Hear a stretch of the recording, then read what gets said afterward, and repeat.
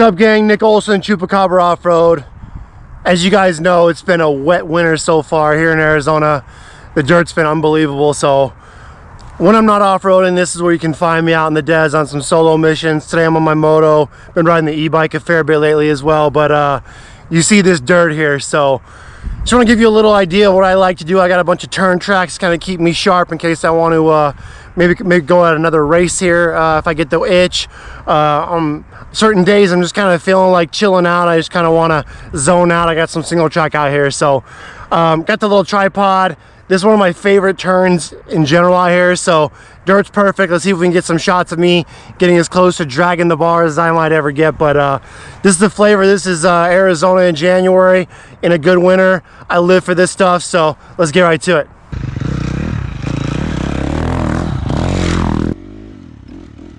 All right, turn track number one. Usually when I'm going to come out ride for a little bit, I like to warm up on some turn tracks, just kind of loosen up. This one's fun. This one holds up really well when it is drier. It's harder pack. So I have some other sand tracks that just get really blown out, really difficult to ride when you're not getting all this moisture. But either way, this one's fun pretty much no matter what. Also, this one's pretty much second gear, and I don't tend to really get that tired, so I can jam through it. This little wash section is very fun. I dig it a lot. So this is kind of my go-to. Get a couple laps on this, kind of get the arms loosened up, and then kind of head on to either single track or more turn tracks. All right, this turn track's pretty long. It's good for getting in shape for a race. A little over a year ago, I did a race in Tecate. It was Tecate Hare Scrambles. It was over 7 hours on the bike. It was brutal, but you know, it was a lot of slow, twisty, much more technical than this, but this is just good for getting smooth on your throttle control and braking, not wearing yourself out, and just kind of trying to get that getting that rhythm, you know, kind of get that coordination back. And the upper part of this track here holds up really well too when it's also dry and dusty. It doesn't get too blown out. And then right after this turn, kind of cross over this little razor trail, and then it gets a little bit more difficult with a sand wash. So great race training. It's a longer lap time, 3 minutes, and wears you out, but the upper half I can kind of relax and catch a deep breath. So it's good. It's good to kind of just simulate what you would be and trying to just be smooth and not have your hands go numb, which mine tend to do when I'm not riding that much and riding a track like this for more than 20 minutes at a time.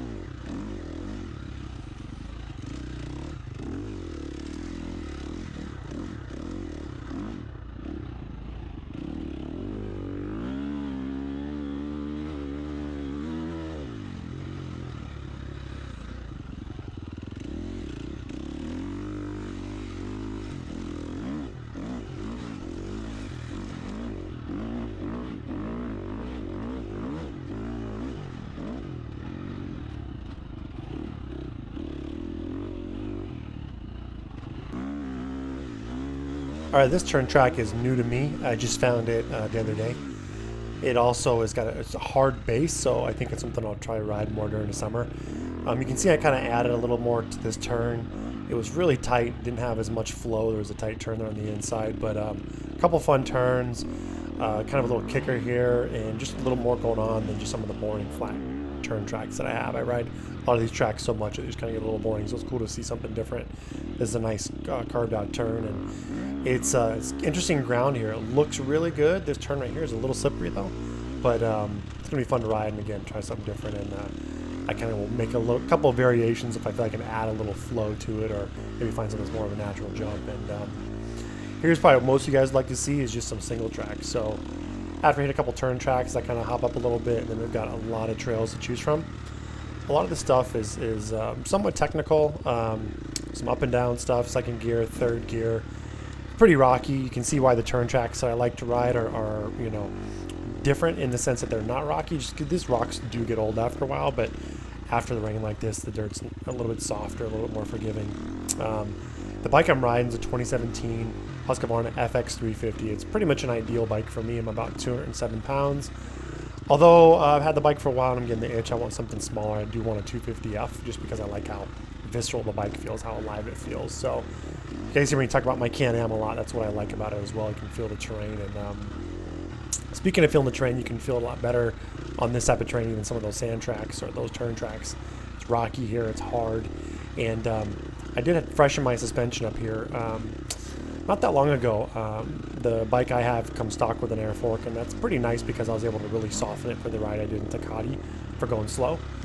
But normally I run more of an off-road, like a works racing style setting. I did a lot of works races for a while, or ride Moto, and I keep a similar setting. And basically the air forks got pretty smoked after a while. This bike has 140, 150 hours on it, so I upgraded to a spring fork kit. I went with the Lucky kit, and it feels good. I have the clicker softened all the way up. I'm using most of the travel. You really notice the small bump plushness of the coil spring on this type of terrain, but much improved. My rear shock was just, you know, the oil definitely needed a service, so nice to freshen the bike up a little. But like I said, I just had the bike for a while, and the rest of the bike still got 150 hours on it, so it's feeling a little bit more tired than when she was fresh. But KTM Huskies, hard to go wrong with them. Most everybody's got one out here when I see out riding in the desert, of course, in Arizona, just because they work well, and the power plant's good for this type of thing for most all riders. So digging the 350, digging this bike, but like I said, I think in the next I don't know, immediate future I might try something different. I like the looks of the new Yamaha 450, but I don't know, man.